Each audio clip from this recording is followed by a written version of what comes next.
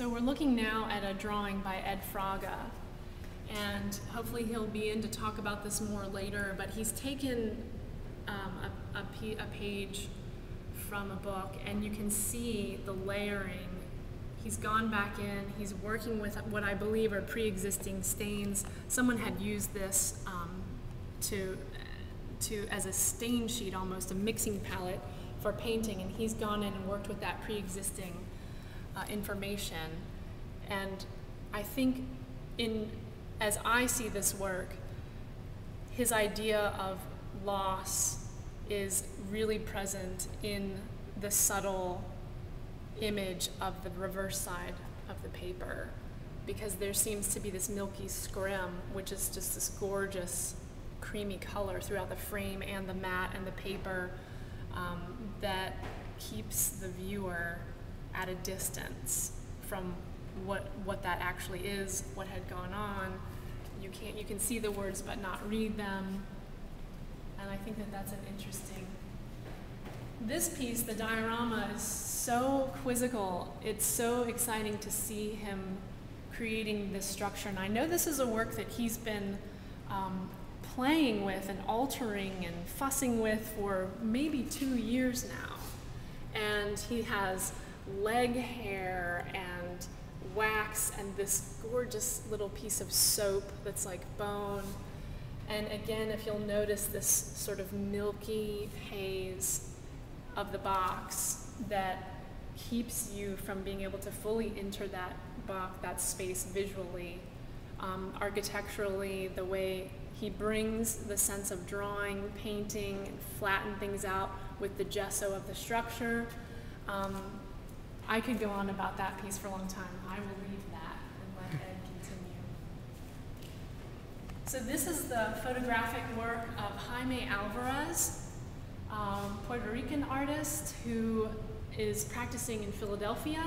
All of these artists, though they're from all over the country, have very strong Michigan ties in one way or the other.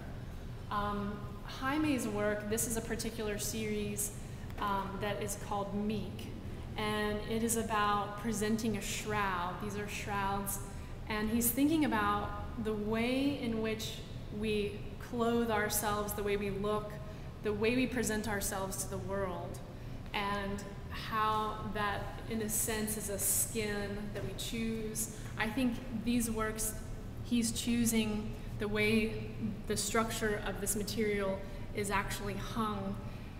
It's as though it is being physically moved forward, put forward, presented to us, and in this act is I think where he is coming from in talking about how we present this actively to the public that we see, the world that we move around in, and all of the sort of the thinness, the fragility of that is present in the material. This is a stunning diptych that the background is sort of the viewer is unable to locate anything in the background. There's so much depth. It's sort of this cavernous personal abyss in front of which there is this thin skin. Just such elegant work, and very much in contrast. One of the exciting things about the show is that several of these artists are really working outside of their normal studio practice. Ed has made this construction. Jaime normally is engaged in photographing architecture, large-scale landscapes, and when I saw this work, I thought this was uniquely sculptural, and it's intensely personal, and it's so fun to see the departure. Guy Adamek with the small vessels, he usually works in very large vessels, very functional work. These are intimate, handheld, sculptural. Of course, they could be functional if the owner chose to move in that direction, but I don't think that they suggest a function. It's really a conceptual approach to the vessel and all that it's capable of in terms of thought. And this is really, we'll end with our final artist here, Dana Major Candidates. from Chicago. And of course, we're lacking a game board piece that goes underneath, and the pedestal needs to be painted, so please pardon us. This is an interactive game called Oracle, and it's about Dana's work. This is a complete departure for her. Right now, as we speak, she has a phenomenal exhibition of very provocative, highly realistic, figurative works at the Wexler Gallery in Philadelphia. And this work, but all of her works deal with perception and possibility. And this work in particular, called Oracle, is actually about the act of consultation.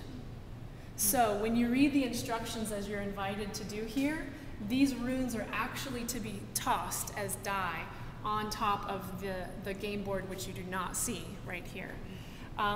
So be it prayer, or if someone might consult horoscopes, or someone who faces in a certain direction every morning, whether it's nature, whatever you consult as a human being, when you're in conversation of a spiritual nature, this is what she's talking about, that she feels that this is a tangible way, an actual way for one to think of impacting the direction of their life, that it's not actually giving over the power to a larger being that one cannot identify, but that in the asking, in the consultation, one is actually participating, that it's an active form of energy that one puts out. And so she's really hoping that when you come to the gallery, you do pick these objects up and roll the runes and interact with the messages, and pay attention to the sense you get in that act. So we're really thrilled by this exhibition. It was very challenging to decide which work might complement, because they all are coming in to a similar concept through such different materials, and each of them bring such a different part of art history in with them. But we invite you to come in to the bbac and see this exhibition. It will be up for a month. And thank you for your time and curiosity and in listening to this